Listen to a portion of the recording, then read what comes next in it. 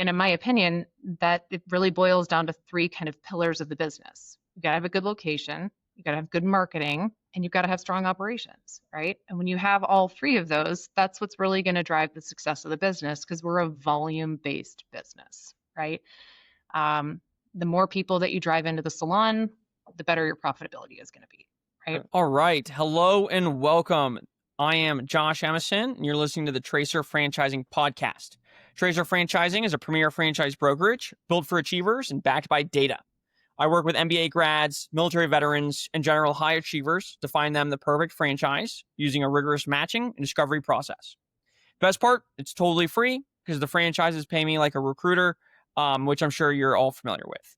Today, I have Beth Nilssen from Great Clips. It's a massive franchise brand with decades of franchise experience. I'll give you a quick background and then we'll dive in. So these guys are one of the few brands this big, over 4,400 units that are not owned by PE. So it's been the same family for over 40 years, which I think is very cool.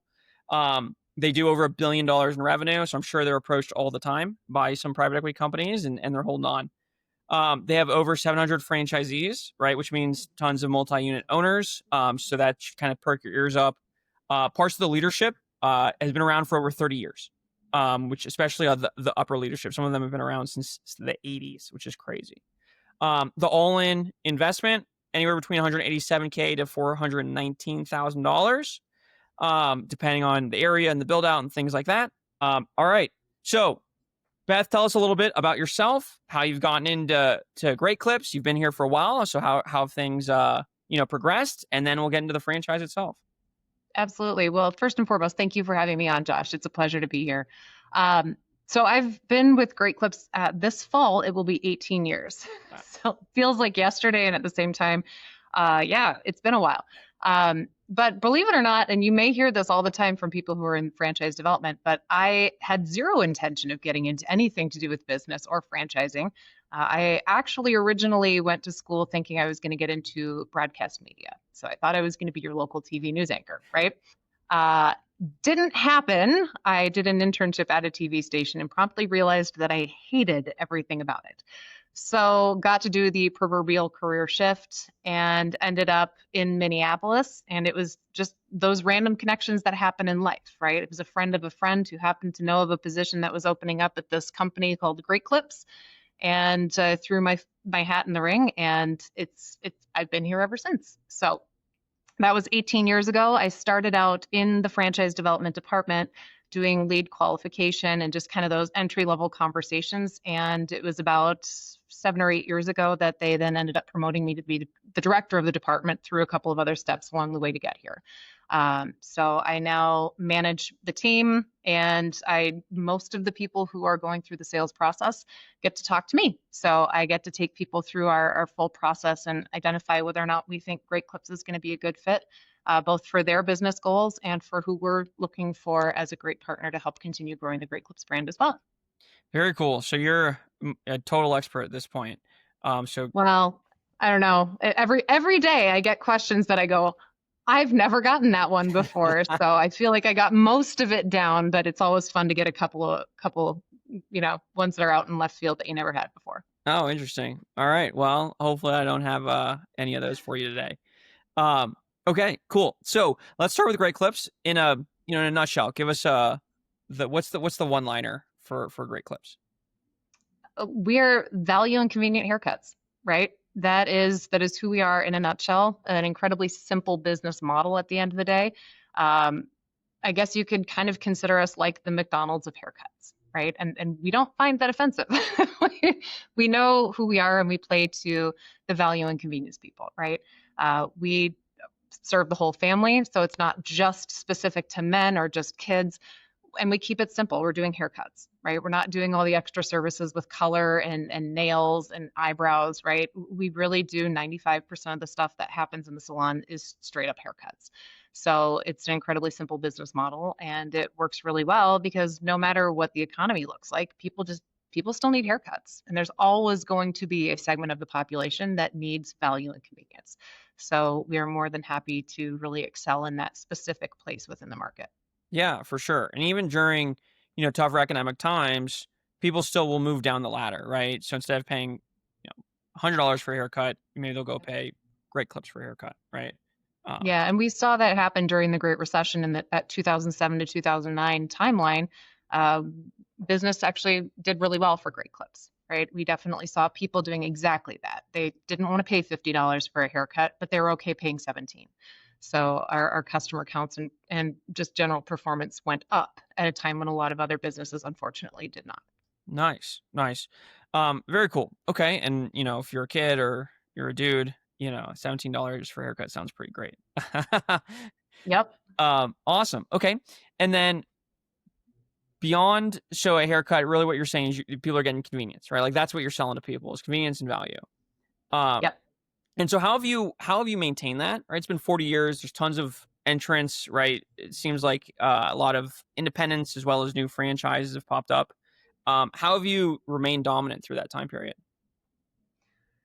I would say it's just remaining consistent. We are more than happy to innovate and find ways to use technology and advancement and understanding and data, but it always has to go back to that core, right? We call it innovating around our core. We're not interested in adding those extra services, but we want to continue to make the services that we have better, more efficient, and more convenient for the customer. Because every time that we go back to the customers and we ask them what they want, it goes back to, in my opinion, those two things, the value and the convenience, right?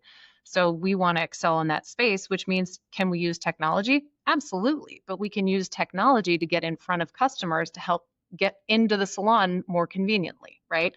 We can create more transparency in how long is it going to take for me to get that haircut, and sending push notifications or text messages to say, hey, now's the time when you should actually head to the salon, right? There's a ton of different ways that we can use technology and enhancements, but again, it always has to go back to that core focus of how do we use it to create value and convenience. And when we do that, we continue to win within the marketplace. Other brands can show up.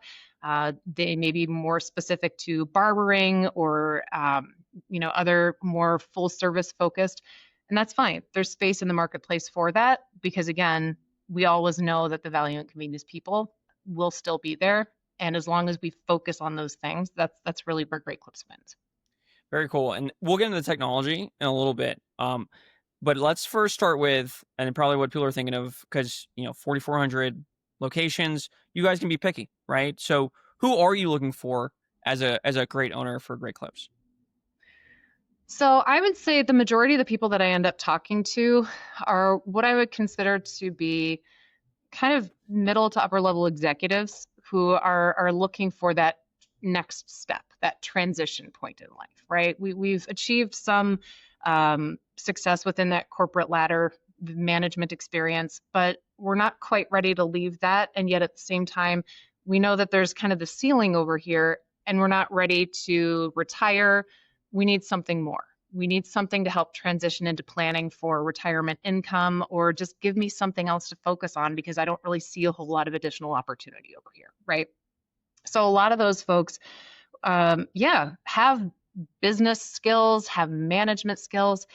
That's who we're looking for. I think a lot of people assume that if it's a hair salon, they need to have hair experience. And that is absolutely not the case. I truly think 95% of the franchisees in our system do not know how to cut hair. And that's great. We actually prefer that because we want people who are focused on building a long-term legacy multi-unit business versus someone who's going to be behind the chair cutting hair 8 hours a day, right?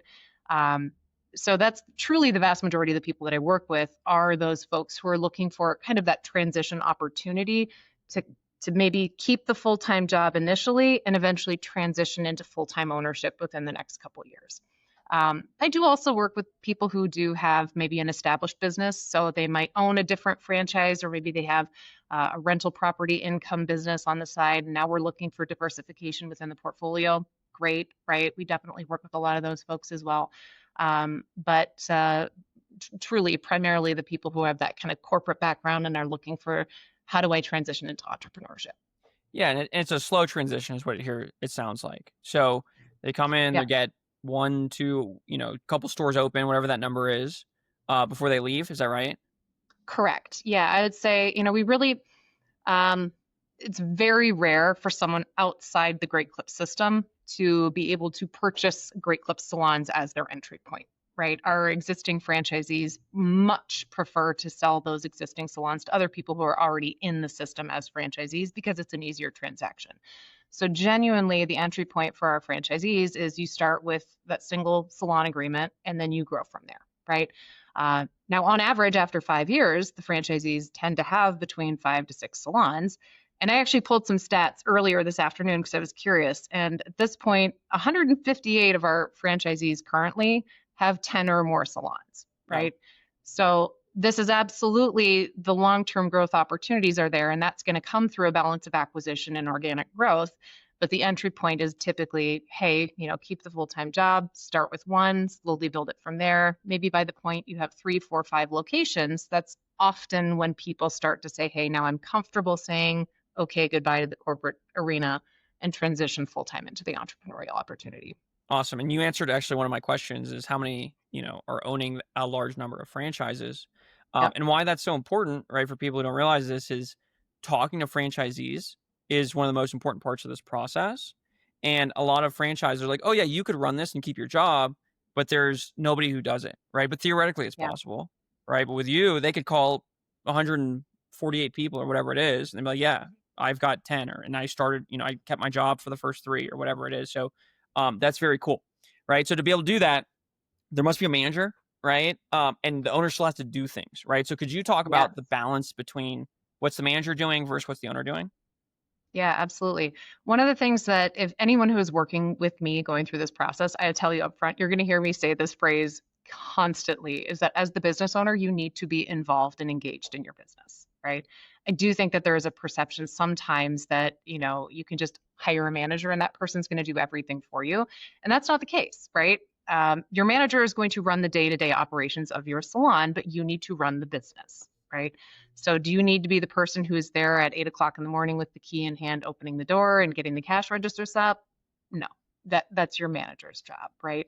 But you're the business owner. So you need to be focusing on things like, what is your growth strategy, right? Are you going out there and you scoping out what is that next location looking like? Are you reviewing the lease with your attorney to make sure that you guys are covering all your bases?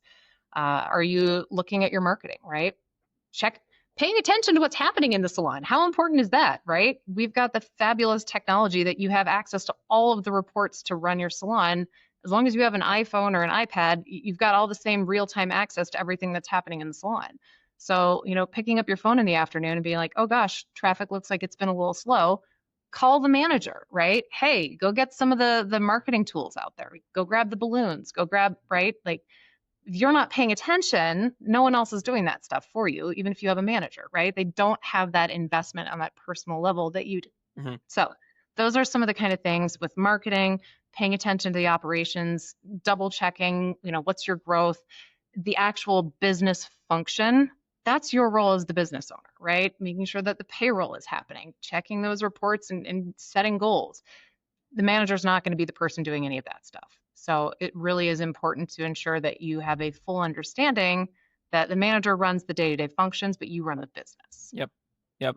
And I think that's even, I was reading an interview, someone who owns 250 Wingstops, right? Or something like that. And he still, every once in a while, goes and spot checks kitchens, right? So if you don't have that mindset that this is my business and I'm making sure everything's going properly, it's not good. And that's the beauty of the franchise business model though, right? Because you have the support and the people to help.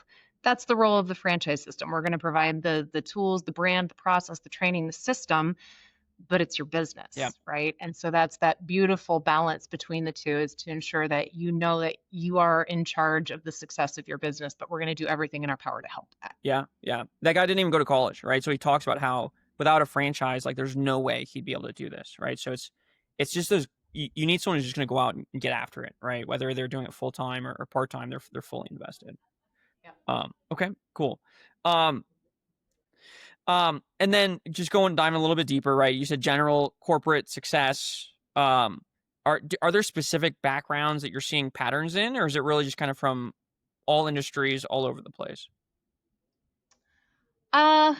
It's a pretty wide variety. When you do have 700 franchisees, you're going to see people from all sorts of backgrounds.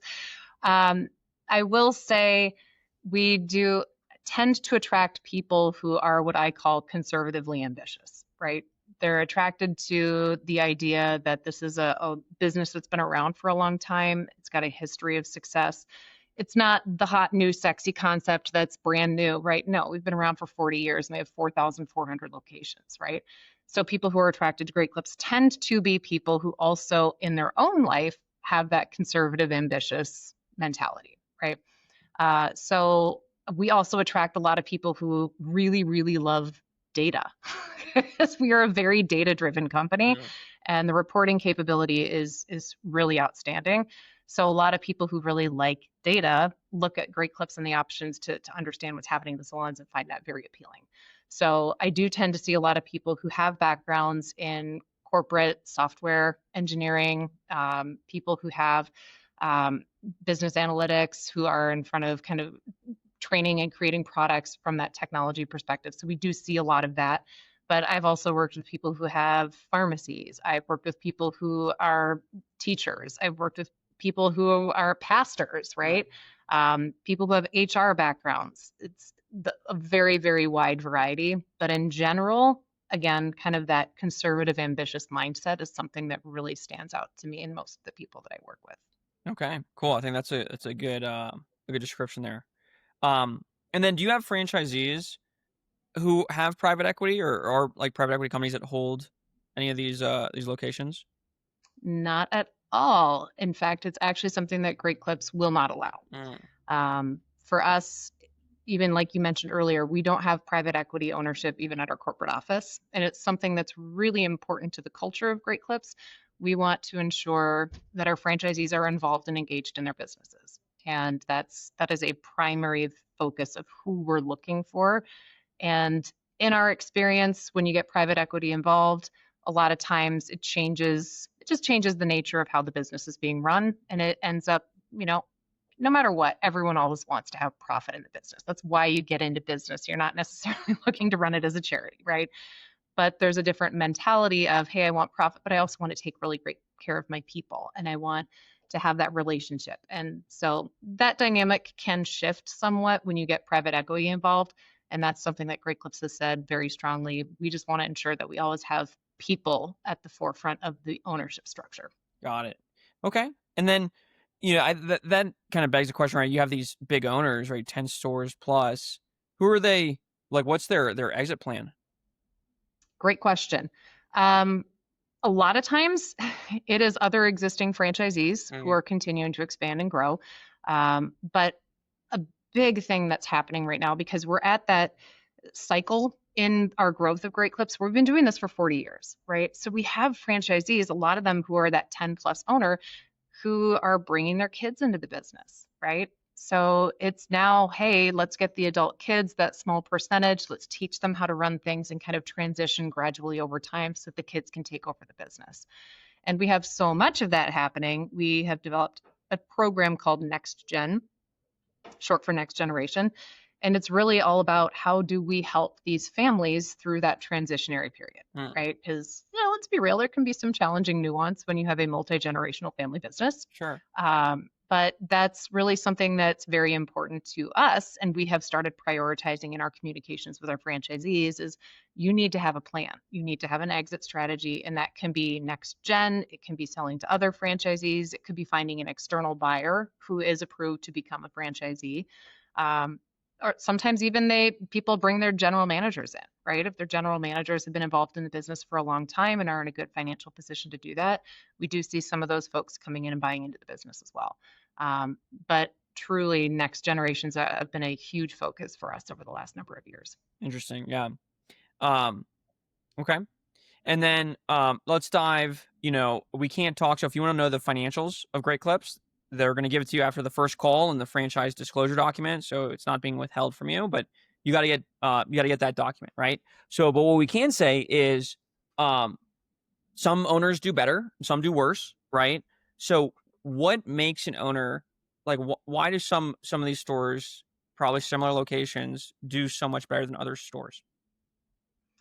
I hate to sound like probably a broken record, but it truly does come down to following the system, right?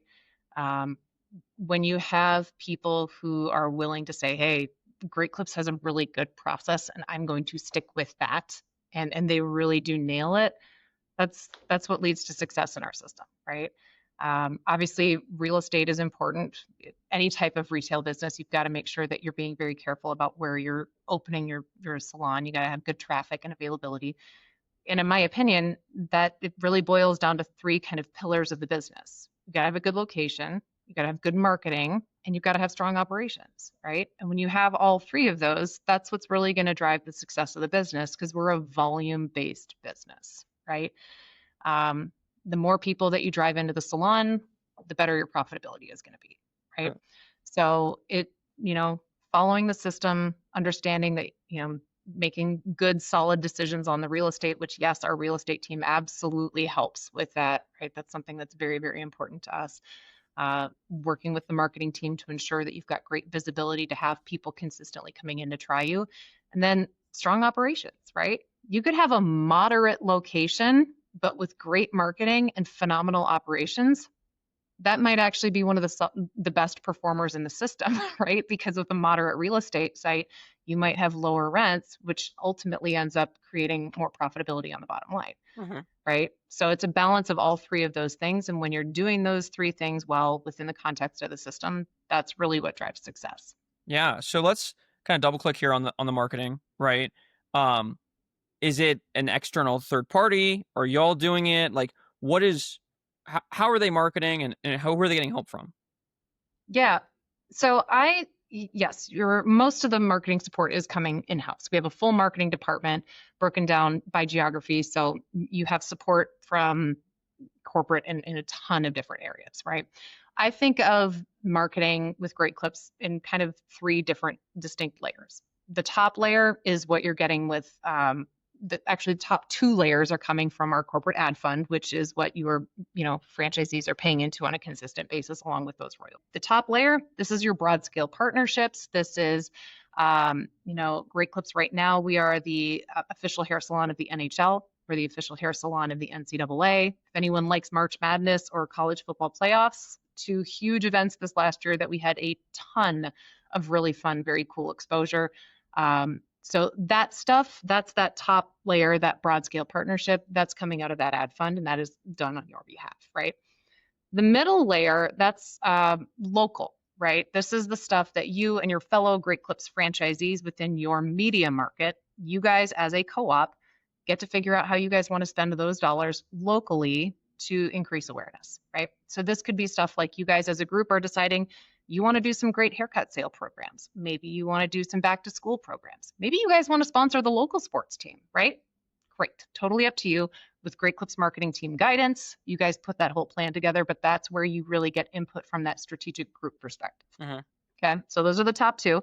The bottom layer is you as an individual business owner going, hey, the vast majority of my customers come from within a 3 to 5 mile radius around my location. How do I connect immediately with those folks and get them to come into my location? Right. So again, with guidance from our marketing team, you get to figure out what does that strategy individually look like? Do I want to do some additional couponing? Do I want to put stuff in a Val pack? Do I want to, do a $2 off promotion for a 2-week period, right? Like you have flexibility and decision making on the stuff that's happening within that individual kind of bottom level of that umbrella. But a lot of that you get help from Great Clips on all layers.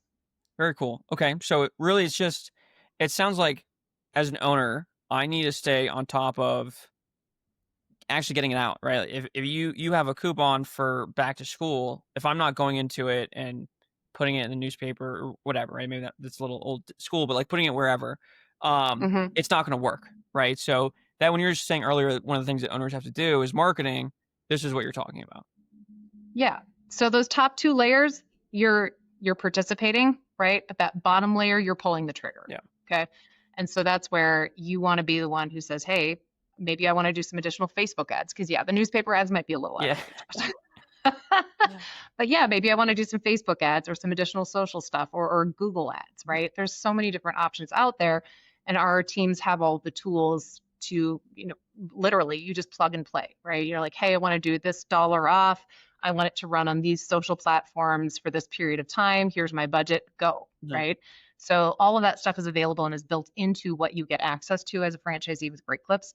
Those are the pieces that you have to pull the trigger on. But the other top two, the middle one, you have input, and the top one, you should just really be participating. Yeah, very cool. And I mean, it's not like you're the first person in the city, right? So like you just call up whatever other owner down, 10 miles down the road or whatever. Hey, what worked for you? I'm a new owner, and I'm sure they could tell you. So you're not guessing either, which is kind of nice.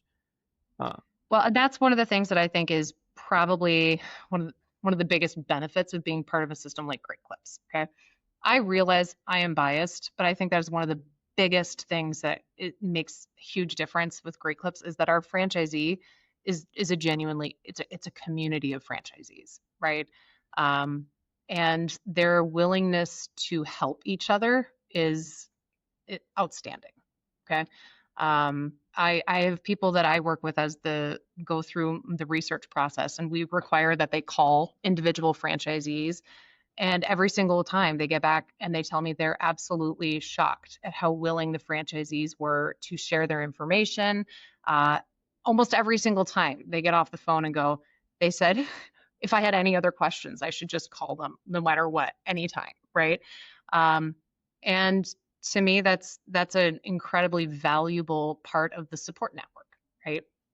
It's another thing that I tell people consistently. That's why you do this as a franchise, is you want the support network, and the support is your corporate staff, but it has to be your fellow franchisees too. You need to be building those networks and those relationships because, yeah, you're going to run into a situation where you're like, hey, how does this work? Have you ever done this before? And sometimes being able to call a fellow business owner is the best way to be able to get that insight, even more so than the corporate team, right? And so that's one of the things that I think is hugely valuable, and where Great Clips also excels is that franchisee community is just top of the line. Awesome. Okay, so that's the marketing piece, right? The real estate you'll help with. So the last one's operations. How does a person who's Mhm. working full time, right? Like, how do they maintain great operations? What does that look like? Well, I am very blunt that as a business owner, especially as you are getting started, if you have another existing, if you've got a full-time job, those first little while you're getting up and running, it will feel like you have a second full-time job. Okay. Like, let's just be absolutely real. And so time management is really critical if you are keeping the full-time thing and building this, right? The more time and effort that you can put into the business, the better results that you're going to get, right? So it's a lot for those first couple months, years, especially as you're in that build out phase, right? But that is also why we're doing this as a franchise, because we have the operations team. There's a whole checklist that's happening in the background, even from the very beginning, right? You are identifying a lease, you've signed it, that's automatically triggering something on the back end with our team that says, okay, lease is signed. Now our facilities and purchasing team is going to be reaching out to say, hey, here's what's next in the process. Here's what you need to do. Here's what you need to get back to us. Let's schedule this call. Okay, now we've got contractors. Okay, now you need to talk to someone from XYZ. Okay, now the recruiting team is reaching out to say, okay, now we have a date that we're targeting for when you're going to be open. So now we need to work on getting your people hired, right? So every single step along the way, that checklist is built into the back end of our program to ensure we're working with you to hit those key milestones and make sure that you are moving forward at a pace that is appropriate, and kind of just checking those boxes to ensure we're all on the same page. So Nice. Okay. So what I'm hearing so far, just again from like who's a good fit, are doers, right? We're not looking for people who are come in and try and change things or make up new ways to do it. Great Clips has checklist, everything laid out. You've got to be one of those people who just comes in and just does it, right? Does that sound about right? Now, the other thing yeah, you mentioned was recruiting. The franchise I own, uh, kids dance. You have a lot of employees. There's turnover, right? Like recruiting is a huge part of this business, especially since we are not there in those classes. Or it's a mobile business, right? So we have to make sure we're hiring and training good people. Same thing, I imagine, especially if you own 5, 10 locations, you're not in every location every minute of the day. right. So how does what does the recruiting process look like? How does Great Clips help? Is the owner doing it? Is the manager doing it? Because you kind of get into all those things. Yeah. And I would say it's all of the above. right? Because you're right. Recruiting in an industry like in hair cosmetology, um, it is a constant in this business for sure. But the reality is, as long as you're staying on top of it and you're consistent with the recruiting practices, it is very manageable, right? And as long as you're treating your people well, that's another big piece of it. Retention is a huge focus. So the better that you treat your existing core people, ideally, the less of the recruiting you ultimately have to do. So but with that in mind, we have all sorts of different programs to help franchisees with this because part of it is things like community outreach with cosmetology schools, right? Getting into those classrooms and talking about what it's like to be a stylist at Great Clips and making those connections as those people look at entering in the workforce. Hugely important, right? And that can be your manager, it can be you as the business owner, getting people from your team to go into those schools and do workshops and guest speaking opportunities. Another really great option. We do a ton of digital recruiting, and a lot of this is what our corporate recruiting team does on franchisees' behalf. Right? We've got an entire careers website that we use. So any of the advertising and the content production that that team is putting out, we're drawing people back to that website. And all of the salons are on there. The individual can select which one they want to apply to. The job description and everything is already out there. That application comes directly to you as the business owner so that you can go, okay, is this someone that I want to reach out to and schedule some time to interview them, right? So that's all happening on the background. You as the business owner, though, you also need to use the tools for the online stuff, right? So there's another very cool plug and play tool. You can just log into kind of the portal, and one of the last times that I logged in, the very first thing that popped up was, hey, here's the exact 8 steps that you need to do if you want to put that Facebook ad out there, right? And by the way, here's all the different components that you can use for your Facebook ad, right? You can choose these models, you can choose these words, and you can put it all together exactly how you want it and put that out there and make sure that people are getting your ad, right? So all the tools are there. You just have to be consistently using them. And again, you're going to get a ton of support from the Great Clips team. Our recruiting department will do one-on-one calls with franchisees all day, every day. They love doing those calls because recruiting stylists is their passion. So a lot of them are stylists and know how to speak stylist, right? I actually think it was a funny story. I worked with a gentleman who came in and he had a military background. And so he put together a bunch of different digital ads for stylists and was very detailed and very, dare I say, verbose in his ad and was just shocked that he was not getting a bunch of bites on these ads, right? So he finally decided to start working with the recruiting department and said, okay, help me out. They reworded it and shortened it and got those bullet points to exactly what the stylists would be able to, absorb and read and their attention. And it was hilarious because instantly, I think he said it was within 24 hours of putting the new updated stuff that our recruiting team had guided him in, he ended up getting like 7 bites on the ads, right? So it's understanding who you're recruiting, how they're going to be absorbing that information, getting it in the places where they are looking for the jobs. And that's, again, that balance between you've got a whole system in place that understands those nuances versus just trying to do it on your own. Yeah, so cool, right? Just the fact that, there's a recruiting person that's like dedicated to that in the franchise. And you just said a recruiting team, right? You didn't say like a single. There's an entire department. Like crazy, right? So just, people listening, that's not normal. You have like a business coach, right? Who maybe talks to you. And this is, you have different departments for each. Yeah, and that again is one of the benefits of being part of a system like Great Clips, right? Because we've been around for 40 years. Yeah, we have you're not going to have one support person that's trying to help you out with your real estate site selection and your marketing and your operations and your recruiting needs, right?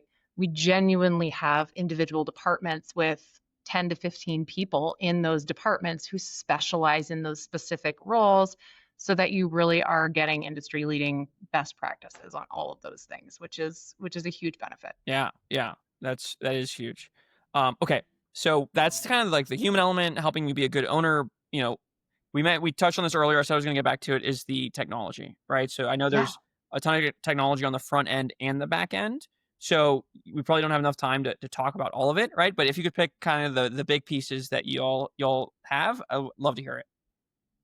Yeah, so I would say front end consumer facing technology, probably the one that most people are familiar with is our app, which has online check in, right? And we launched that probably just over 10 years ago. And we were the first of all the hair salons to launch anything like this. And at the end of the day, it just creates transparency, right? You know exactly what the estimated wait time is. You get to log in and be like, okay, yep, this is the one I want to go to, and oh, it's going to take 30 minutes, so I can adjust my schedule accordingly and run some errands before I get there, et cetera, right? Um, so that's probably the one that most people are familiar with. We also have Clip Notes, which is our internal note-taking system. It's right into our point of sale, right?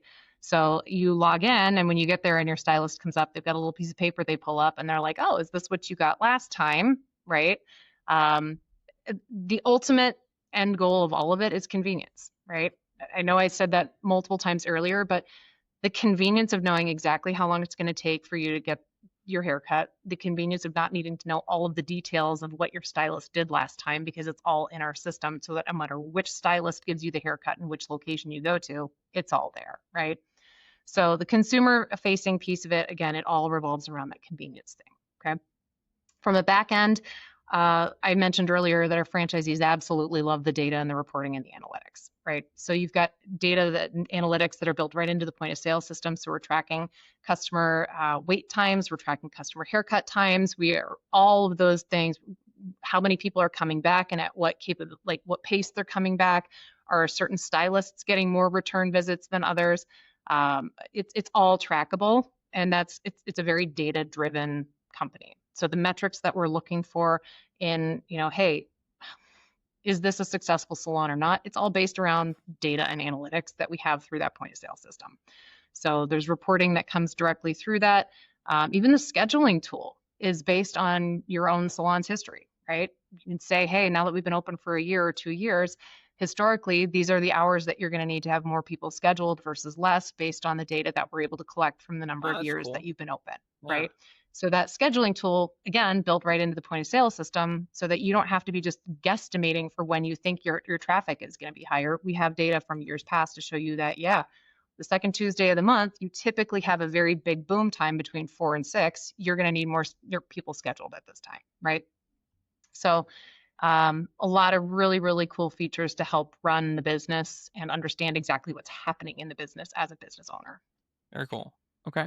So yeah, it sounds like, you have the technology that is almost at this point like you have to have it, right? Like people want to know these things. But also you have all the technology to be able to run the business. And you kind of touched on that with all the support and everything too. Okay. Yeah. Um, okay, so then let's talk, right? The other thing I think people think about when they hear 4,400 units is there's probably no more space. Or if there is, it's like in the worst part of town, right? So could you talk about, is there space and is it in good cities and good places? Yeah, we definitely do still have opportunity.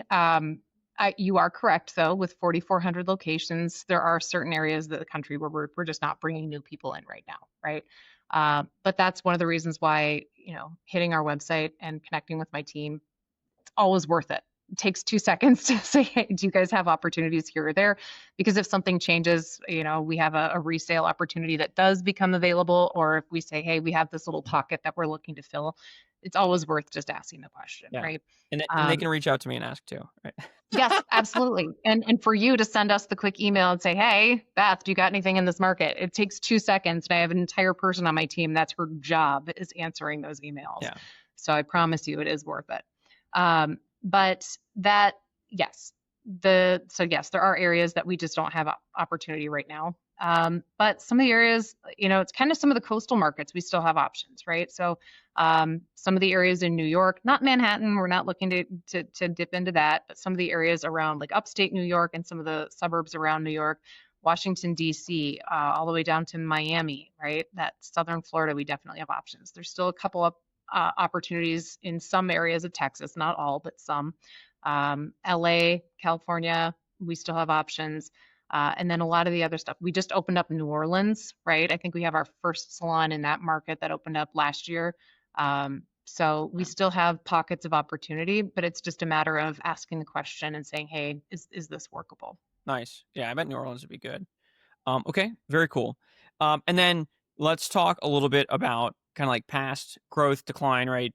Based on typically you can look at a franchise and you can kind of gauge the health, right? So looked at the item 20 of the FDD, start of the year, 4,427 outlets in 2024, right? So very big. 115 new ones opened, right? So huge growth there from, if you think just like, there's not a lot of spots. Well, there are, right? Um, Hmm. the only 4 were terminated, which is like 0.1%, which is like next to nothing. 1 Yep. non-renewal, which I think is like the biggest standout, because if you think it's a 10-year lease, 10% of these people are up, or 10-year Yep. contract, right? So you had over 400 people say, I want to sign another 10-year contract, right? I think that speaks volumes to the brand as well. And then only 2.2% closed for various reasons, right? So typically a franchise your size, anything less than 5% is great. Um, so I thought, those numbers, just like putting some data behind it, instead of just saying like, oh yeah, it feels good. Like, no, this is very good in terms of opening as well as like staying with y'all for the long term. Yeah. And that last data point where you said the 2.2%, I'm assuming that that's the closed for Yeah, other 98 reasons. closed for various reasons. Yeah, comes out to Yeah. 2.2. And that one is an interesting one because from Great Clips and how we operate, that a lot of those are actually relocations, Oh, right? okay. So There you what go. ends up happening is, yeah, for whatever reason, like you need to move. Great Clips doesn't say, okay, you have to close that out and then go buy a new franchise agreement and move your salon to that new locations. We allow people to relocate, right? Mm. So let's say, you close this location because your anchor moved, right? And December 31st rolls around when we pull the data for this document. You're in process of reopening in that second location. You just haven't gotten it open yet.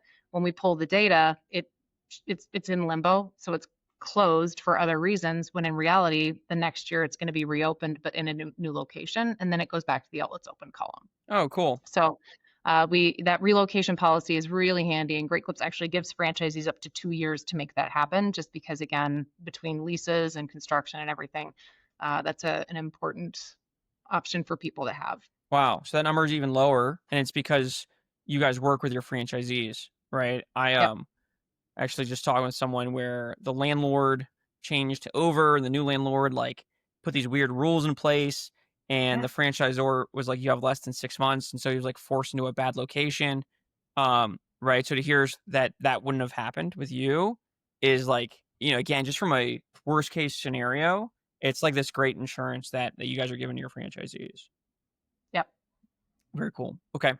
Um, and then let's talk just the future now, right? So, macro trends, right? So, like, what do you see in terms of helping or hurting Great Clips for the next 5 years? Sure. I will say my personal prediction, and this is this is not from the executive team or anything, so don't share this with them.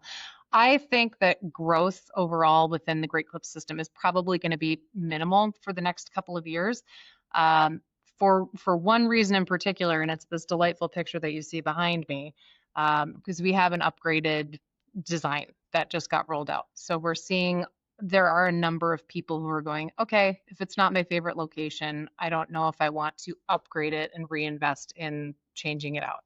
We make that incredibly affordable, and we only do it once every 15 years. But every 15 years, we got to make some updates and keep it fresh. Yeah.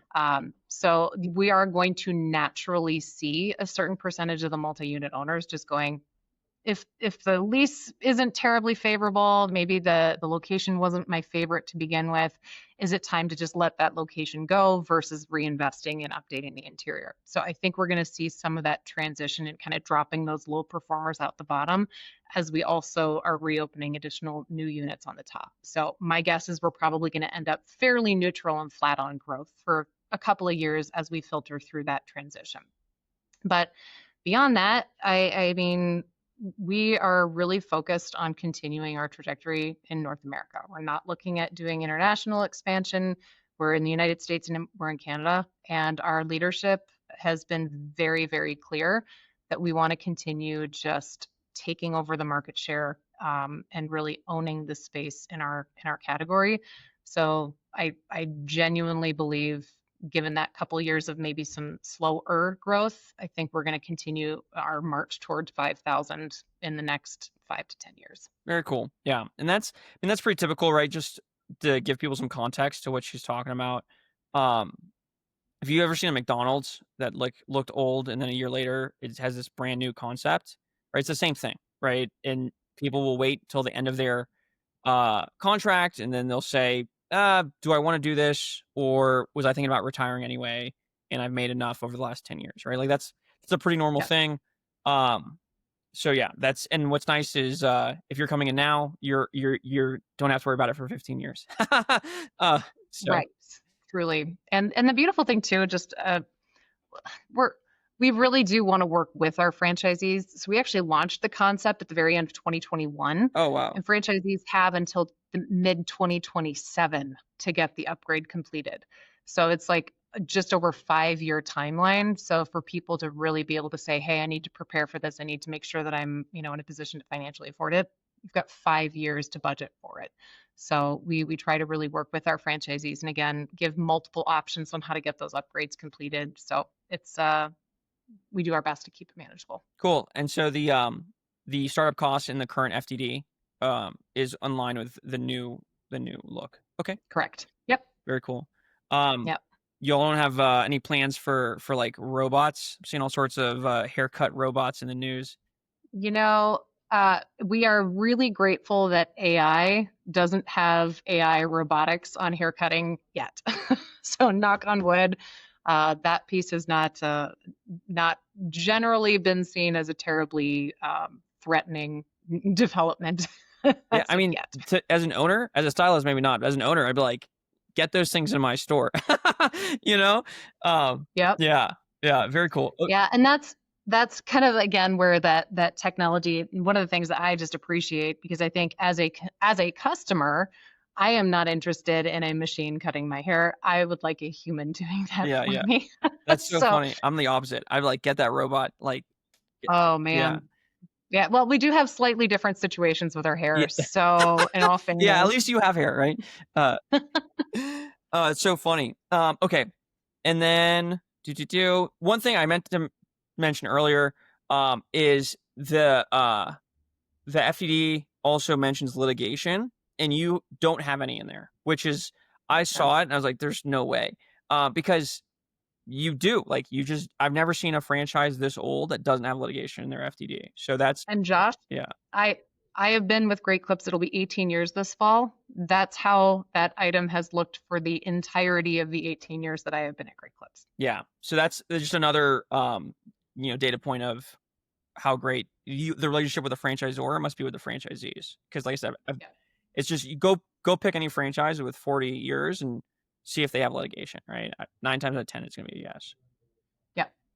Okay. So just some a couple closing questions here, right? So if you had to pick the biggest misconception when you're talking to candidates, right? Like what's one thing that people always get wrong about Great Clips? I think it's probably that you need to know something about hair to be a business owner, and you don't. Cool. All right. Yeah. What advice would you give to someone considering franchising in general? Let's see. I know it sounds kind of silly, but I am a big proponent of doing a deep dive on the franchise disclosure document. I think there is so much information in the document that taking the time to go through section by section and really ask a ton of questions about what you're reading in there. And if there's anything that gives you pause, ask your salesperson, ask your development person to help you understand it, right? I am a glutton for punishment. I take every single person that I work with through a 90-minute review of the document because I want them to have access to be able to ask any questions that they have about the content in there. So I think there is a wealth of information in there about how that relationship is with the franchisee and franchisor. And that FDD is one of the biggest tools that you can use to really understand how the franchisee and franchisor relationship is going to look. Yeah, absolutely. Absolutely. I have anyone who works with me will get this, but it's essentially a guide, and the FTD portions is broken up into 4 chunks because it's too much to digest at once, right? So It's the initial background. There's 4 or Mhm. 5 items there, and then a bunch of homework to go onto Google or ask ChatGPT or whatever, right, to do some research. And then it goes into the financial items, right, the startup Yeah. costs, the fees, the item 19 to start building out your model. And then it Yep. goes into responsibilities, right? So all the items that relate to franchisee and franchisor responsibilities, and then it's just like the others, right? Like, do you have a celebrity, like the little other items, right? So Yep. so people who are having a tough time reading the FTD, actually it's broken out on my app, which they can use for free. It's just Great. app.tracerfranchising.com. And it's there for you to use, because you should understand it, and then you should still have an attorney review it even if you understand it, right? Yep. If you're getting serious about moving forward. Yep. So yeah, I would My agree. my personal addition to the attorney piece is just use a franchise attorney for a franchise agreement, Yeah. right? Like a business attorney, great, but they're probably you'll spend a bunch of money and it may not even be relevant stuff that they bring up. So find a franchise attorney and it'll save you some dollars. Yeah, yeah, and even if it's more expensive than your cousin who's a business attorney, um, the franchise attorney knows what can and can't be negotiated, or what are red flags, Correct. or whatever, right? You got Okay, it. all right, and then last question here: is there just any parting shots, right? Anything that I didn't hit that you think is important for people to know about Great Clips? No, I think we really covered a lot of great content. Again, it's if you are in that conservatively ambitious mindset and you want to do something, but you're not sure what, and you like that sense of safety that comes along with something that's been around for a long time, that really does tend to be the type of people who Great Clips attracts, right? Um, but the biggest thing that I say over and over and over and over again is the involved and engaged piece, right? I hate to beat the dead horse on this, but that is the biggest differentiator to me between people who are okay and the people who are truly successful. Get involved and engaged, build a network of people, and that's including your corporate staff and including your fellow franchisees. The more involved and engaged that you get, and the more that you put into your business and into the community of the franchise system, that's where that is what is going to drive most people's success. Awesome. Awesome. Well, there you have it, folks. Appreciate it. Josh Emison. Again, if you want more information, just general information on franchising, you go to tracerfranchising.com/resources. There's a matching quiz, there's a course, there's a book. There's anything that and everything that you can imagine on there to get more information. If you'd like to book time with me to answer any questions or to start getting the matching process, right? So we can see if maybe Great Clips or some other ones are a great fit. You can go to tracerfranchising.com. Let's just scroll down. There's a calendar link. You can book with me. Otherwise, I hope this was insightful. Beth, thank you very much. I learned a lot about Great Clips here, and I Good. look forward to hopefully working with you in the future. Absolutely.